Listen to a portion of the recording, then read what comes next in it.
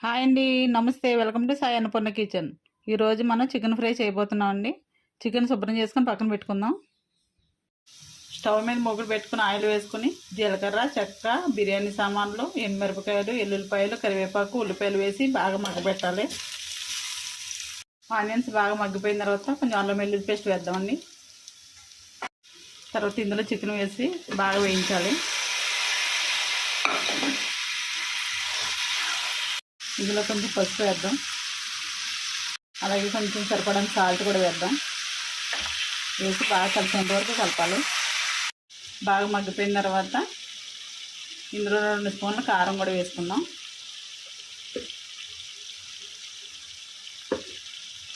కారం వేసుకుని 10 నిమిషాలు వేయించుకోవాలి. ఓకే అండి, చికెన్ ఫ్రై రెడీ అయిపోయింది. ఈ వీడియో కనుక నచ్చినట్లయితే లైక్ చేయండి, షేర్ చేయండి, కామెంట్ చేయండి. మా ఛానల్ని సబ్స్క్రైబ్ చేయండి.